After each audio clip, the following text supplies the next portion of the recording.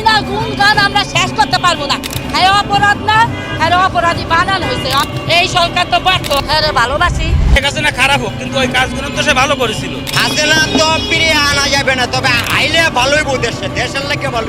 বাংলাদেশের সাবেক প্রধানমন্ত্রী শেখ হাসিনা পদত্যাগ করে দেশ ছেড়ে ভারতে চলে গেছেন আজ থেকে প্রায় 5 মাস আগে। বাংলাদেশের মানুষ ক্ষিপ্ত হয়ে কোটা আন্দোলন করে বাংলাদেশের সাবেক প্রধানমন্ত্রী শেখ হাসিনাকে দেশ ত্যাগ করতে বাধ্য করেছেন। সাধারণ জনগণ এবং ছাত্রদল ভেবেছিল শেখ হাসিনা বাংলাদেশের অনেক ক্ষতি করছে এবং কি তিনি একসময় বাংলাদেশকে ধ্বংস করে ফেলবে। এছাড়াও বাংলাদেশের সাধারণ জনগণ এবং ছাত্রদল আরো বিভিন্ন কারণে কোটা আন্দোলন করে শেখ হাসিনাকে পদত্যাগ করায়। কিন্তু এই সাধারণ জনগণ এখন বাংলাদেশের সাবেক প্রধানমন্ত্রী শেখ হাসিনা দেশে না থাকায় তার যে অভাবটা তা এখন তারা হাড়ে হাড়ে টের পাচ্ছে। শেখ হাসিনা যখন ক্ষমতায় ছিল তখন ফুটপাত ভাড়া হচ্ছিল 4 রাত, 5 তারিখের পরে এখন ফুটপাত ভাড়া 8 রাত। আইন তো যেরকম শেখ হাসিনার পকেটে ছিল, এখন দেখতেছি যে ডক্টর ইউনূসের পকেটে। এরকম করলে তো হবে না, বৈধ অবৈধ। আমরা ভালো করে চলতে পারছি, কিন্তু অভাব ছিল না, আরো অভাব বাড়তেছে, আরো অভাব বাড়তেছে। পরিস্থিতি তো অনেক খারাপ, সবকিছু জিনিসের দাম বেশি, সবকিছুই অনেক দাম, আমরা লুজি কম সব দিক দিয়ে। হাসিনা যে সময় আসিন আমরা গরিব মানুষ সুখে আসলাম, কম ছিল না, সীমিতর ভিতরে আসিন, অনেকটু বাইরে গেছে। হাসিনা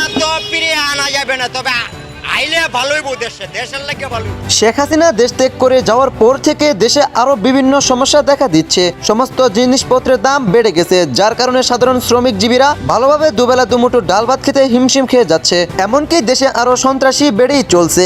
শেখ হাসিনা দেশ ছেড়ে যাওয়ার পর থেকে দেশে আরো দুর্নীতি এবং অপরাধমূলক কাজ দিন দিন যেন বেড়েই চলছে। এখন সাধারণ জনগণের মতামত, তারা শেখ হাসিনাকে আবার বাংলাদেশের সরকার হিসেবে দেখতে চায়। আমরা তাকে দেশ ছাড়া করে ভুল করেছি। সাধারণ জনগণের মতামত, শেখ হাসিনা খারাপ হোক, কিন্তু তিনি যে বাংলাদেশের উন্নতি করেছে সে কাজগুলো তিনি অনেক ভালো করেছেন। এই হাসিনা তোকে ঘুমাই না, 20-25 দিন ভাত খাই নাই।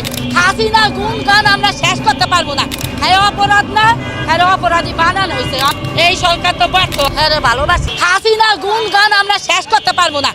এই বয়স্ক ভাতা দিছে, বিটুবা ভাতা দিছে, প্রতিবন্ধী ভাতা দিছে, প্যাডের ভিতরে একটা হয়েছে এইটারও ভাতা দিছে, মেট্রো রেল দিছে, 570টা মসজিদে দিছে।